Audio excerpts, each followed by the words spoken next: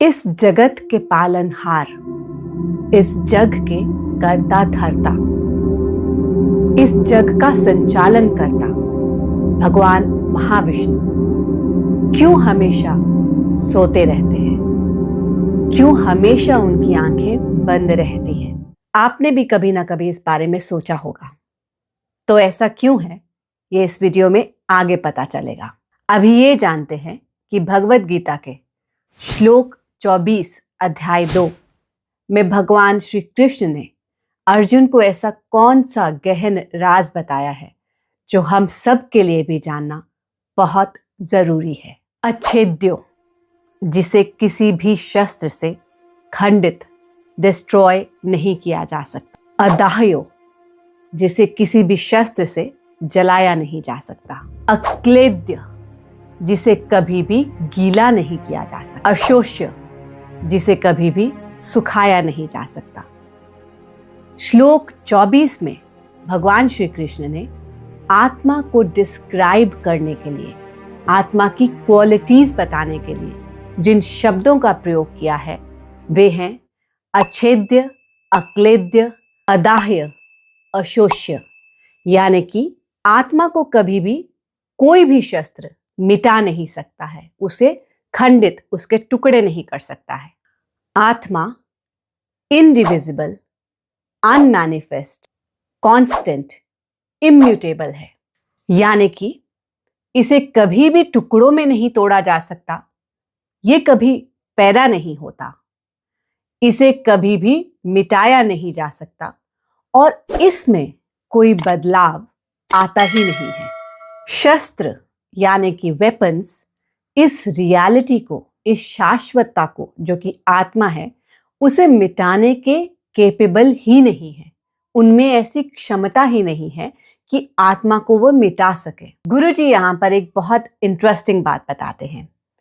वे समझाते हैं कि इस श्लोक में शस्त्र शब्द से श्री कृष्ण का अर्थ सिर्फ वेपन्स से नहीं है, बल्कि हमारे कर्मों से भी है। हमारे कर्म आत्मा को किसी भी तरीके से इफेक्ट नहीं करते हैं। आगे श्री कृष्ण आत्मा की क्वालिटीज को डिस्क्राइब करते हुए कहते हैं कि आत्मा स्थाणुर या नॉन चेंजिंग, कभी न बदलने वाला है। आत्मा अचल यानी कि जड़ है, कभी भी कहीं भी नहीं जाता है। श्री कृष्ण समझाते हैं कि आत्मा अपने में स्थिर रहता है, अचल है।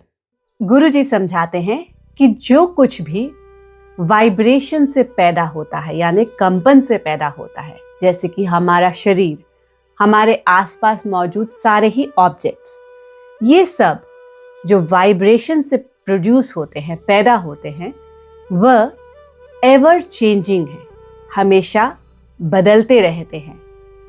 जो हमेशा बदलता रहता है उसकी एग्जिस्टेंस यानी कि उसका होना, उसकी आइडेंटिटी लिमिटेड है, वह कभी भी अनलिमिटेड नहीं हो सकती। सर्वव्यापी यानी ऑल परवेडिंग, ऐसी चीज जो सब जगह मौजूद हो। सर्वव्यापी हम ईश्वर के लिए यूज करते हैं, ईश्वर जो कि पृथ्वी के कण कण में समाये हैं।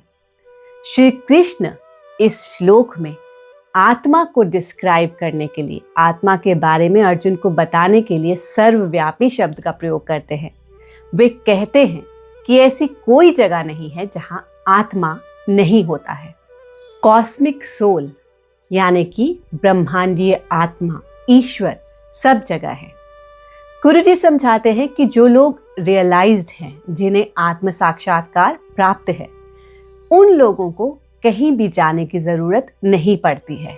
वे एक जगह बैठे हुए ही अपने आसपास और अपने अंदर मौजूद जितनी भी रियलिटीज हैं उन्हें जान सकते हैं। जैसे कि संतों को कभी भी एक स्थान से दूसरी जगह जाने की जरूरत नहीं होती है। वे पूरा जीवन एक स्थान पर बैठे ही अपने अंदर मौजूद हर रियलिटी को एक्सपीरियंस कर सकते हैं, उसे जान सकते हैं। उदाहरणतः रमन्ना महर्षि या नीम करोली बाबा। संतों को कहीं जाने की दरकार नहीं होती है, लेकिन फिर भी अपने भक्तों के हित के लिए अपने भक्तों के भलाई के लिए वे एक जगह से दूसरी जगह कई बार आते जाते हैं, लेकिन गुरुजी समझाते हैं क्योंकि वो रियलाइज है, वे जानते हैं वे कौन हैं, उन्हें कहीं भी जाने की जरूरत नहीं होती है। वह जो आत्मा में स्थित है वह सब जगह एकता को देखता है। He perceives oneness in everything। जैसे कि महाविष्णु अपने अंदर, अपनी आत्मा में या अपने अंतर में इतने स्ट्रांगली स्थित हैं कि उन्हें कहीं भी जाने की जरूरत नहीं पड़ती है। अपनी आंखें मूंद कर लेटे हुए भी जो कुछ बाहर चल रहा है, जो कुछ उनके अंदर चल रहा है, every second he is constantly aware of that. उन्हें इंफॉर्मेशन लेने के लिए एक जगह से दूसरी जगह या हमारी तरफ फोन उठाकर किसी से बात करने की जरूरत नहीं होती। वह अपने शाश्वत तत्व में स्थित हैं। हर किसी वस्तु, हर किसी व्यक्ति के साथ एकता की स्थिति में वे हर पल भगवद गीता के शब्द को एनर्जाइज करते हैं, ऊर्जावान करते हैं।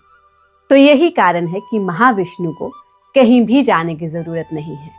वह अपनी आंखें बंद कर कर एक स्थान पर लेटे हुए भी सब कुछ जो इस ब्रह्मांड में चल रहा है उसे जानते हैं और उसे कंट्रोल कर सकते हैं। तो भगवद गीता के चैप्टर 2 श्लोक 24 में इतना ही है। वीडियो अच्छा लगे तो वीडियो को लाइक और शेयर जरूर करिए। भगवद गीता को ऐसे प्रैक्टिकली समझने के लिए चैनल को सब्सक्राइब भी कर लीजिए। नेक्स्ट श्लोक के साथ नेक्स्ट वीडियो में फिर मिलेंगे। तब तक के लिए जय गुरुदेव।